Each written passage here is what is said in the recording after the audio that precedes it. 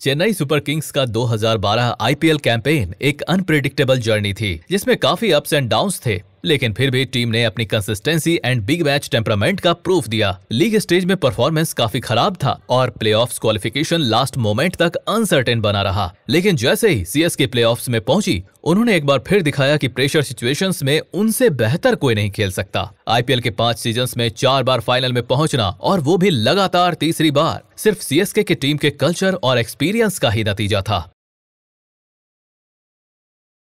2008 में runners up, 2009 में सेमीफाइनलिस्ट्स, 2010 में चैंपियंस और 2011 में फिर से चैंपियंस। ये था चेन्नई सुपर किंग्स का रिकॉर्ड आईपीएल के पहले 4 सीजन्स में। उस वक्त तक इस लीग की सबसे कंसिस्टेंट और सक्सेसफुल टीम अगर कोई थी तो वो सीएसके ही थी। सिर्फ परफॉर्मेंस ही नहीं, उनका स्क्वाड भी सबसे ज्यादा सेटल्ड था। 2011 के मेगा ऑक्शन में भी उन्होंने अपने कोर प्लेयर्स को रिटेन किया था, जो उनकी स्ट्रेंथ का मेन रीजन भी था। सीएसके के पास सेटल्ड स्क्वाड होने का असर 2012 के ऑक्शन में भी क्लियरली दिखाई दिया, जब उन्होंने अपना पूरा पर्स सिर्फ रविंद्र जडेजा पर लगा दिया एंड उन्हें 12.8 करोड़ में खरीदकर अपनी टीम में शामिल किया। सीएसके की बैटिंग लाइनअप में तो काफी सॉलिडिटी थी ही, जहां उनके पास MS Dhoni, Suresh Raina, Mike Hussey, S Badrinath और मुरली विजय जैसे धुरंधर बल्लेबाज थे। तो वहीं बॉलिंग में आर अश्विन उन्हें लीड कर रहे थे, जो 2011 में 20 विकेट्स के साथ सीएसके की तरफ से सीजन के हाईएस्ट विकेट टेकर भी थे। और अब उनका साथ निभाने के लिए रविंद्र जडेजा भी आ गए थे। लेकिन अगर किसी एक एरिया को सीएसके का वीक लिंक कहा जा सकता था तो वो उनकी फास्ट बॉलिंग थी। इसी वजह से उस सीजन ऑस्ट्रेलिया के बेन हेल्फनोस का टीम में होना सीएसके के लिए एक बड़ा रिलीफ जैसा था। सुपर किंग्स अपना कैंपेन मुंबई इंडियंस के खिलाफ एक डिसअपॉइंटिंग 8 विकेट लॉस के साथ करते हैं। हालांकि अगले मैच में वापसी करते हुए वो डेक्कन चार्जर्स के अगेंस्ट रविंद्र जडेजा की बेहतरीन ऑलराउंड परफॉर्मेंस की बदौलत 74 रन की एक बड़ी जीत हासिल कर लेते हैं। लेकिन लीग स्टेज में सीएसके की कंसिस्टेंसी मिसिंग दिखी एंड उन्होंने Delhi Daredevils, Pune warriors, Kings 11 Punjab and Kolkata night Riders के अगेंस्ट क्रूशियल मैच लूज किए और चेन्नई अपने पहले 10 में से सिर्फ 4 मैच जीत पाई, जिसमें से एक में रॉयल चैलेंजर्स बेंगलोर के अगेंस्ट एलबी मॉर्केल और रविंद्र जडेजा ने एक अनफॉरगेटेबल चेज किया था, जिसमें एलबी मॉर्केल ने विराट कोहली के 1 ओवर में 28 रन बनाए थे। नाउ सुपर किंग्स को प्लेऑफ्स में पहुंचने के लिए अपने अगले 6 मैचों में से कम 4 मैच जीतने जरूरी थे और यहाँ से सुपर किंग्स का असली टर्न अराउंड स्टार्ट हुआ एंड वो अपने अगले 5 में से 4 मैच कंफर्टेबली जीत लेते हैं। अब सबको ये लगने लगा कि ये टीम फिर से इम्पॉसिबल को पॉसिबल बना देगी,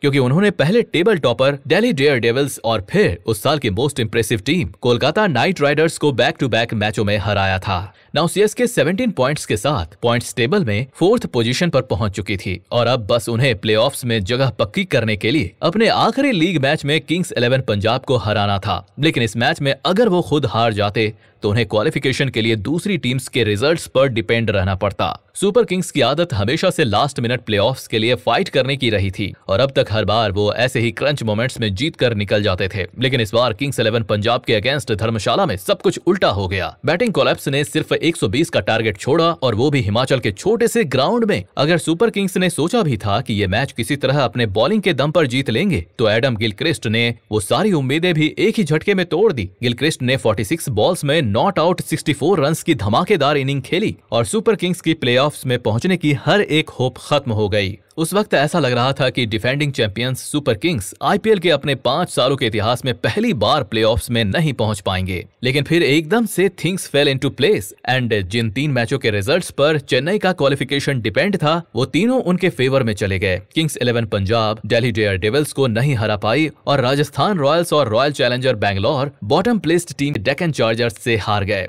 एंड सुपर किंग्स मैजिकली चौथी टीम बनकर प्लेऑफ्स में पहुंच गई। किस्मत ने उन्हें प्लेऑफ्स में तो पहुंचा दिया था, लेकिन इसके बाद उन्होंने अपनी जगह पूरी तरह से जस्टिफाई की। एलिमिनेटर ने मुंबई इंडियंस के खिलाफ जो सीएसके देखी वो लीग स्टेज वाली इनकंसिस्टेंट टीम नहीं थी, बल्कि एक डिटरमाइंड और शार्प यूनिट थी। उनकी बैटिंग और बॉलिंग ने एक साथ अच्छा परफॉर्म किया और सबसे जरूरी बात, सीएसके ने वो टेनेसिटी दिखाई जिसके लिए वो पहचाने जाते हैं। 1 रन पर 2 विकेट गिरने के बाद प्रेशर में माइक हसी और एस बद्रीनाथ ने इनिंग को संभाला, फिर धोनी और ब्रावो ने काउंटर अटैक करके टीम को 187 तक पहुंचा दिया।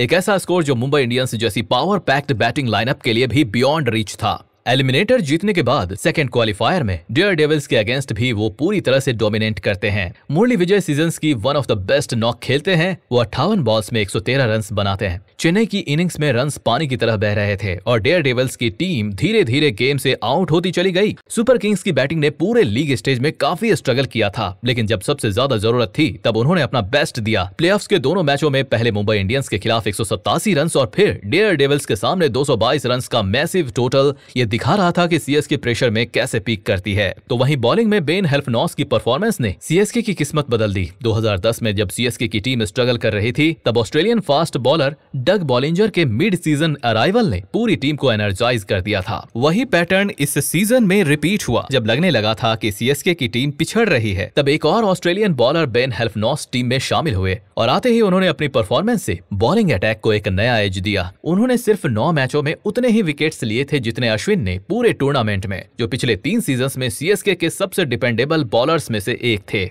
उनके 14 विकेट सिर्फ 16.64 के एवरेज और 6.85 की इकॉनमी रेट के साथ आए थे, जो किसी भी स्टैंडर्ड से आउटस्टैंडिंग थे। एलिमिनेटर एंड क्वालिफायर 2 में ऐसी परफॉर्मेंस के बाद अचानक से सुपर किंग्स टाइटल जीतने के फेवरेट बन चुके थे। यू कैन इमेजिन, जो टीम एक टाइम लीग स्टेज से टूर्नामेंट से बाहर होती दिख रही थी, अब वो खिताब की हैट्रिक लगाने से बस एक कदम दूर थी। बट उनके सामने थी कोलकाता नाइट राइडर्स, जिनके प्लेऑफ्स का टिकट एक मैच पहले ही हासिल कर लिया था और जो क्वालिफायर 1 में दिल्ली को कंफर्टेबली हराकर पहली बार आईपीएल के फाइनल में पहुंची थी। उनका पूरा सीजन डिसिप्लिन्ड एंड कंसिस्टेंट रहा था। फाइनल एमए चिदंबरम स्टेडियम में खेला जाना था, जो कि सीएसके का होम ग्राउंड था। एमएस धोनी टॉस जीतकर पहले बैटिंग करने का फैसला लेते हैं और मुरली विजय एंड माइक हसी सीएसके को एक जबरदस्त शुरुआत देते हैं। दोनों ने इनिंग के फर्स्ट हाफ तक 87 रन्स जोड़ दिए थे। यहां से सुरेश रैना टुक ओवर करते हैं एंड सीजन की अपनी सबसे बेहतरीन इनिंग खेलते हैं। सुरेश रैना 38 बॉल्स में 73 रन्स बनाते हैं और चेन्नई 190 रन्स का बड़ा स्कोर बोर्ड पर लगा देती है।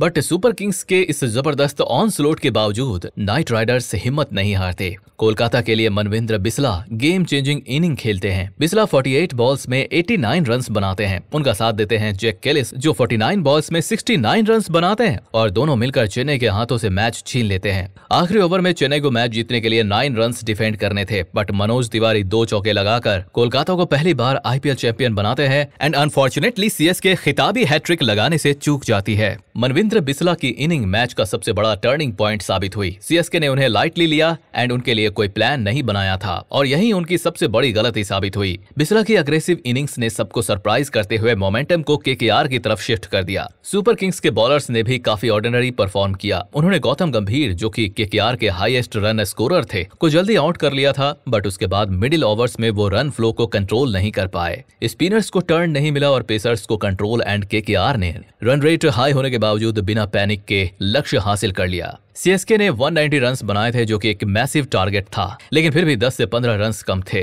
क्योंकि उस रात चेपॉक की पिच फ्लैट थी। आखिरी कुछ ओवरों में विकेट होने के बावजूद वो एक्सेलरेट नहीं कर पाए थे। 200 प्लस का टारगेट केकेआर के लिए चेज करना मुश्किल हो सकता था। चेन्नई के लिए ये सीजन ऐसा था जिसमें लोज ज्यादा थे, लेकिन फिर भी उन्होंने अपना 3rd आईपीएल टाइटल लगभग हासिल कर ही लिया था। लीग स्टेज में उन्होंने 5 सालों की सबसे खराब परफॉर्मेंस दी और उनकी बैटिंग बार बार फेल हुई।